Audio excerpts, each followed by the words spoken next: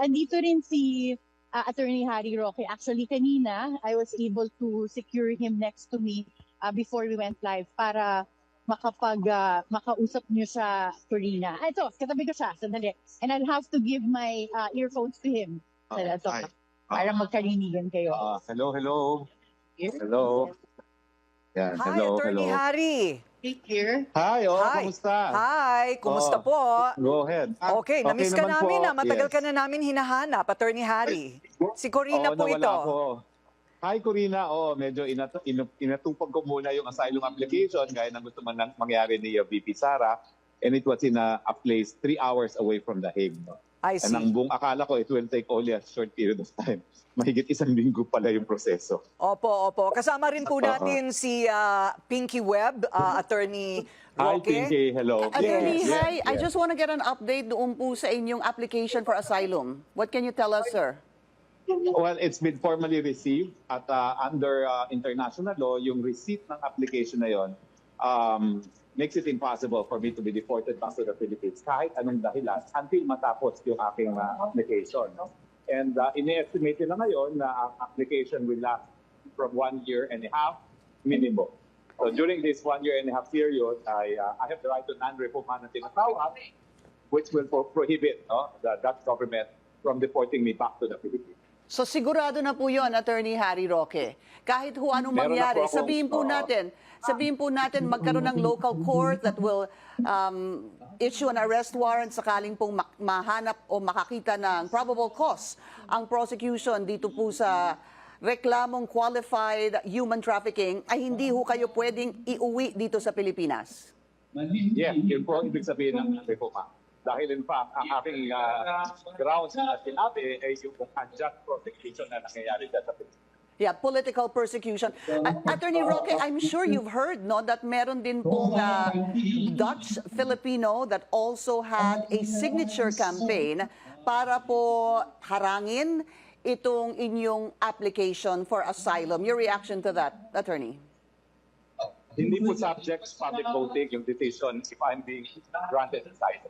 Kailangan po prueba ng dito ng persecution. At dahil ang aking patihan ay unjust prosecution, ang mga ebidensya po dyan ay warrant of arrest and platform at kung ano man ang mag-decision ng change ng qualified applicant. Dahil naninindigan ako na miski ang mga non-lawyers, please, doon sa complaint affidavit ng PAO na wala ko talagang ebidensya for either trafficking or conspiracy.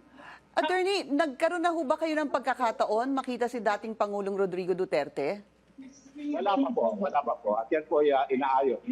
So ngayon po, parang nagkaroon ng, meron po nangyayari na even the family is not able to enter it. Pero I think this is temporary. Attorney, so far, si Vice President Sara Duterte was able to visit the former president. Would you know if Kitty and si Hanilet po ay nakapasok na rin po doon sa detention center at na mabisita si dating Pangulong Duterte? Sa totoo lang, hindi ko maalam kasi I just came from yung pangalan ng lugar na pinuntahan ko is nakalimutan ko na yung pangalan. But I just came back yesterday from the application center. So wala pa akong balita. But ang alam ko, may mga nakancel na mga scheduled visits kasi meron na inaayos daw yung port registrar. I see. So, Attorney, ganun kalayo yung application, ha? Ganun kalayo yung application para sa inyong, para po sa inyong asylum bid and mananatili nga kayo dyan, sabi mo, at least for 1 year. Another follow-up question on that, sir. Sa palagay niyo ho ba, ngayon na natanggap na yung inyong application for asylum, ay posible ho kayong maging parte ng legal team ni former President Duterte? Lahat po yan ay didesisyonan ni Presidente Duterte. Ang problema po hanggang ngayon, hindi pa kami nakakapag-usap.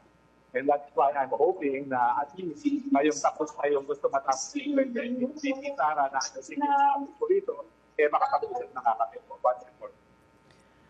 Naku, maraming salamat po sa inyong pakikipag-usap sa amin, Attorney Harry Roque. So, aasahan po natin na kayo po ay mananatili talaga dyan all throughout the litigation. Well, sabi ko po, I have nowhere to go. Dahil alam niyo naman, gusto ako ipakulong ng Quad Committee dyan. Dinala po ba ninyo ang kahit sinong kapamilya ninyo dyan? Ako po, wala po kong kapamilya dito sa Holland. Yan ang malupit. No? Lahat po ng mga kapamilya may nasa Amerika. Pero, ang nakakatamaan man ng puso, hindi ko na akong kamag-anak rito, halos lahat ng Pilipino nakikita ko, ang turing sa akin. Ayon, okay. Maraming salamat, Attorney Harry Roque.